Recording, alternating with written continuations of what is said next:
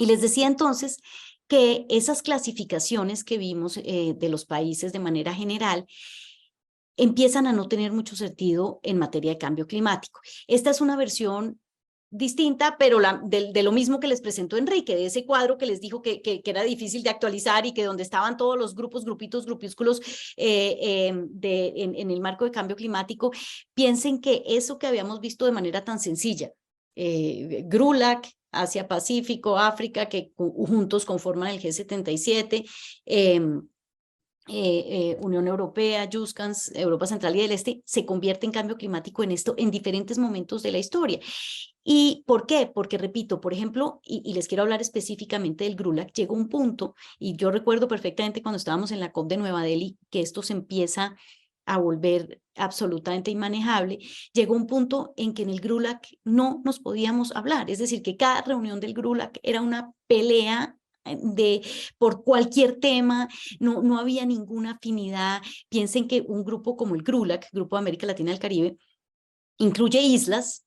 Entonces, recuerden, los pequeños estados insulares en desarrollo, incluye países como Brasil, grandes emisores, país en desarrollo, incluye países con economías agrícolas, pues como el caso de Argentina o de Colombia, basados en la ganadería, etcétera, países con petróleo como Venezuela, como Colombia.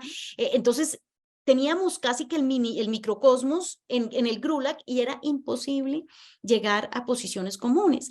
Y entonces eso, ¿en qué deriva? El hecho, repito, de que nos sentábamos en GRULAC y no se podía avanzar un milímetro, al contrario, retrocedíamos, era un desgaste permanente, un intento por lograr acuerdos sin resultado. Entonces, por ejemplo, una de las primeros quiebres que hay al interior del GRULAC es cuando en Copenhague se decide, el presidente Hugo Chávez de Venezuela decide anunciarle al mundo la creación de un nuevo grupo, la Alianza Bolivariana de los Pueblos de Nuestra América, el ALBA, que juntaba a los países con regímenes socialistas en ese momento en la América Latina y el Caribe. Entonces ustedes tienen que el ALBA está conformado por Bolivia, por Ecuador, por Trinidad y Tobago, por Nicaragua, por Venezuela, por Cuba, y que obviamente llegan además a la negociación y anuncian en ese momento en Copenhague de manera muy elocuente digamos, su rechazo a los mecanismos de mercado, que Enrique también les mencionó, son el famoso mecanismo de desarrollo limpio, es decir, ese compra-venta de emisiones que incluía a los países no anexo. Y el ALBA se balanza en ristre contra los mecanismos de mercado y además anuncia que el eje rector de su narrativa es la Pachamama, el concepto de la madre tierra, y que ellos quieren incorporar ese concepto de la Pachamama a lo largo de todo el sistema de Naciones Unidas, pero en particular en cambio climático, donde no quieren que haya una mercantilización de la naturaleza, una prostitución de la Pachamama, como lo anuncian en ese momento. Y frente a ese grupo que se crea dentro del GRULAC, Colombia decide formar otro grupo para hacerle contrapeso que se llama la Alianza Independiente de América Latina y el Caribe. Somos 8 países, próximamente 9, que tenemos como eje principal de nuestra narrativa el hecho de que somos muy vulnerables frente al cambio climático, que no aportamos mucho en términos, o sea, somos un cero a la izquierda en términos de nuestra contribución al problema del cambio climático, y que queremos ser ambiciosos. Esos son los 3 ejes rectores de AILAC, Alianza Independiente de América Latina y el Caribe. Somos Costa Rica, Guatemala, Panamá, Colombia, Perú, Chile, Uruguay, Honduras, y les decía que y Perú, y les decía que estamos esperando que tal vez República Dominicana se nos una en esta COP. Somos un grupo de negociación, es decir, hablamos como AILAC. Enrique les comentaba la vez pasada que, por ejemplo, OPEP no es un grupo de negociación, está ahí, es un bloque, el grupo de países que producen petróleo, pero no es que hablen los OPEP, consideramos. Pero es importante tener presentes que ellos, pues, tienen intercambios. En el caso de AILAC, sí somos un grupo de negociación, sí hablamos como AILAC, sí coordinamos nuestras posiciones previamente a la COP, a cada COP, y hablamos con una sola voz, una presidencia que nos rotamos cada 6 meses. En algún momento también un ministro, un ministro del Reino Unido y un ministro colombiano deciden crear el diálogo de Cartagena, el único espacio en cambio climático donde se sientan países del anexo y países no anexo. Pero de la misma manera que les acabo de comentar en la OPEC, nosotros no hablamos como diálogo de Cartagena, sino que simplemente nos sentamos a conversar. Una reunión previa a la COP, nos reunimos durante la COP, intercambiamos. Es simplemente dialogar, países desarrollados, países en desarrollo, dialogando. Lo único que nos une es la ambición, es decir, ser ambiciosos en términos de los compromisos en la lucha contra el cambio climático.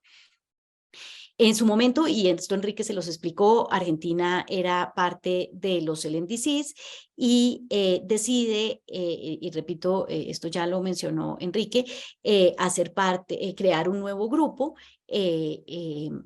el grupo BAU de Brasil, Argentina y Uruguay. Aquí un pequeño chiste un poquito malvado, Enrique, me lo perdonas, pero originalmente no sabían muy bien cómo se iban a llamar.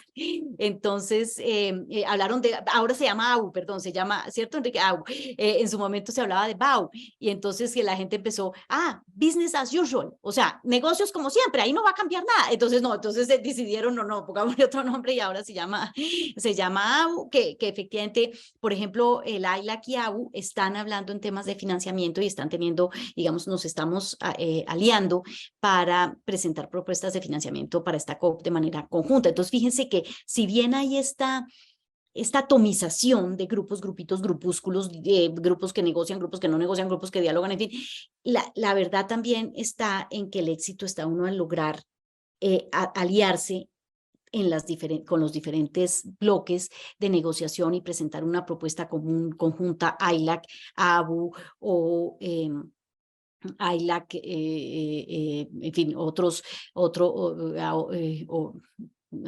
grupo like-minded o dentro del G77, en fin. Aquí también quiero destacar a los AOSIS. Yo les decía cuando vimos los pequeños estados insulares en desarrollo, que los países de las islas deciden que como este tema es tan importante para ellos y que estamos hablando de su supervivencia, que ellos necesitan hacer un bloque de negociación dentro de cambio climático que reúna las islas del mundo. Pero aquí no se llaman SIDS porque no se limitan a las islas que son consideradas países en desarrollo, sino que la OSIS reúne a todas las islas, a todos los pequeños estados insulares del mundo, sin importar si se consideran desarrollados o en desarrollo. Es un bloque de negociación bastante particular, porque como ustedes pues entenderán, uno siente una enorme simpatía por la preocupación de las islas y además nos lo recuerdan en cada COP de cómo son los estados que son más vulnerables frente al cambio climático, pero también ellos reconocen que no tienen las capacidades muchas veces de participar de esta negociación de manera eficaz porque no tienen negociadores suficientemente preparados o por las razones que sean. En fin, ellos incluyeron dentro de las negociaciones climáticas una figura que llamamos, tal vez de manera un poco peyorativa y me disculpo, pero que llamamos mercenarios. Es decir, contratan a personas que son negociadores expertos, pero que no necesariamente son nacionales de los estados que conforman a OSIS y son quienes los representan en las negociaciones. Entonces, a veces uno se encuentra con situaciones curiosas y es que la persona que era el vocero de la Unión Europea para tal tema, ahora resultó de Islas Marshall y es el representante de las Islas Marshall en la negociación. Y uno le dice, pero cabe, si tú naciste en el Reino Unido, eras el representante del Reino Unido, que no, pues lo contrataron para defender la posición de AOSIS y eso es algo, digamos, curioso y que se ha propagado un poco también en otros grupos en el contexto de cambio climático, pero que no suele ser frecuente y no lo encuentran en ningún otro espacio. Es decir, ustedes van a negociaciones de biodiversidad o de mercurio o de desechos peligrosos y no van a encontrar esa figura. Es muy propia, esa figura de los mercenarios es muy propia del cambio climático. Se abre el mercado de pases, como con los jugadores. Tal cual, exactamente. Y así como los jugadores, Enrique, meten el gol y después salen con la bandera de su país y uno dice, pero ¿qué hace la bandera de Colombia en un partido de Manchester United contra Liverpool? Es así, es exactamente eso. Entonces, fíjense, grupos, y fíjense además que el G77 se sigue manteniendo, ese bloque grande grande que hablábamos de los países en desarrollo. Pero entonces dentro del G77 hay una cantidad de fracciones. Están los AOSIS, está AILAC, está ABU, está la Coalición de Bosques Tropicales, está los BASIC, Brasil, Sudáfrica, India y China, que son los países mayores emisores que también conformaron su propio grupo. Entonces muchas veces lograr posiciones comunes dentro del G77 más China no es fácil. Dentro de los desarrollados, ustedes también encuentran algunos bloques. Por ejemplo, ya está, es decir, la Unión Europea sí siempre es la misma, no, es decir, siempre es el mismo bloque y habla con una sola voz, como dijimos, pero hay está, por ejemplo, el grupo Sombrilla, que es más o menos equivalente al JUSCANS que veíamos. Está el grupo de integración ambiental, que está conformado o liderado por Suiza, está República de Corea, México, países que, como su nombre lo indican, se unieron porque querían la integridad, perdón, dije integración, pero no es la integridad ambiental de las negociaciones climáticas. Es decir, que en todo estas discusiones no se olvide el tema de mantener una integridad ambiental, de que lo que estamos haciendo es tratando de luchar por salvar el planeta. Imagínense cómo a qué grado de confusión hemos llegado, que se necesita un grupo de integridad ambiental que nos recuerde que eso es lo que queremos hacer. Entonces, repito, grupitos, grupúsculos con mayor o menor injerencia en las negociaciones. Bueno, me faltó tal vez enfatizar también los LMDCs que les comentó Enrique el lunes, y que básicamente reúne, como decía Enrique, una traducción bastante difícil, países de pensamiento parecido, básicamente, y que lo que reunió en su momento fue a aquellos países del G77 más China que giraban en torno al principio de las responsabilidades comunes pero diferenciadas, es decir, que enfatizaban que quienes causaron el problema fueron los desarrollados y que por eso eran los desarrollados los que tenían que cargar el grueso de la reducción de emisiones. Yo digo que es como la gente de la costa en Colombia tiene un dicho maravilloso y es tú te metiste, tú te sales. Es eso, los LMDCs decían, ustedes causaron este problema, ustedes lo resuelven, señores países desarrollados, y era como la base principal, es la justicia climática. Usted se gastó no solamente las emisiones a las que yo tenía derecho, perdón, no solamente sus emisiones, sino las mías, al causar este problema, y en eso, digamos, ese era el fundamento, o es el fundamento de los like-minded developing countries, en que obviamente está China, India, Bangladesh, Indonesia, Malasia, etc. Entonces, fíjense, una configuración que no es sencilla